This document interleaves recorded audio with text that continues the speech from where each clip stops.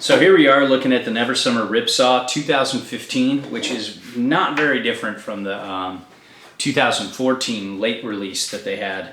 You know, as you can see, it's got a lot more camber going on. Here. Let me grab this to give you an idea. You know, this has, I think I've done this before, but I'm doing it again right now, no matter how much shit I drop. But, you know, you can see there's like that same kind of mellow flat area here, but there's just a lot more of this going on. The tip and tail are raised up higher and the camber's a lot more melt. This is the Cobra, of course. Let me carefully put this back. Now, you look at the Ripsaw, and you've got so much more, you know, the same kind of mellow flat between the feet here, but so much more camber. It's just, you know, it went from like a B to like a D in cup size. Just definitely augmented.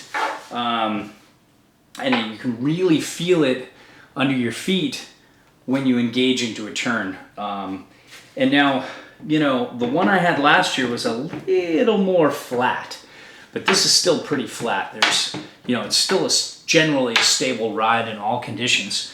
But wood is different. Wood flexes differently, different elevations, different this, that.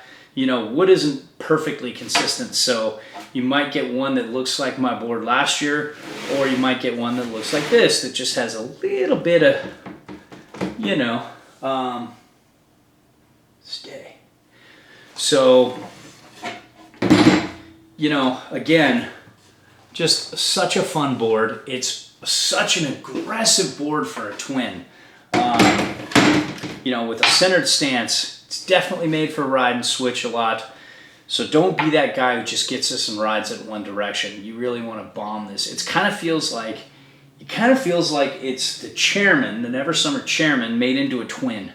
You know, it's just got such an aggressive, fast, stable feel, and it kind of felt like almost like it kind of feels like almost like a flat camber board when you're making short, little, quick turns. You know, like as you get going, you know, you're kind of moving around people in the flats, and then all of a sudden you hit the hill, and when you start to make your first turn, you just feel this camber come alive under your feet, and just, you know, press down and spring back up. And it is such a fun board to carve.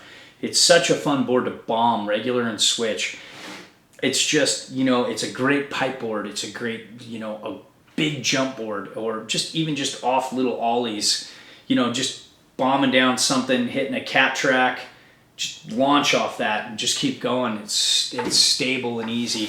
It's just one of those boards that's a really, really aggressive and stiff, but not like most boards like of this flex are incredibly unforgiving. So this is kind of like one of the most forgiving, aggressive all mountain freestyle boards we've tried. I've actually tried boards with like mostly camber, with a much softer flex that feel like there's going to be much more edge catching going on, much more consequence if you fuck up and you get off your game. Where this allows you to bomb, but it's, you know, yeah, it's going to catch an edge a little bit more than, you know, the proto or boards with, you know, that the rocker's higher and the tip and tail are further off the snow, but it's still going to be a ton more forgiving than a board that would have, you know, camber to here, from here to here, or mostly camber or all camber, you know, hybrid camber boards. This is still a hybrid rocker board. The tip and tail are still lifted, and it's really fun. It's just one of those boards that you just, you know, it's like a rare balance of, you know, aggressiveness, but also being really forgiving. It's just a fun board. Our whole crew loves it.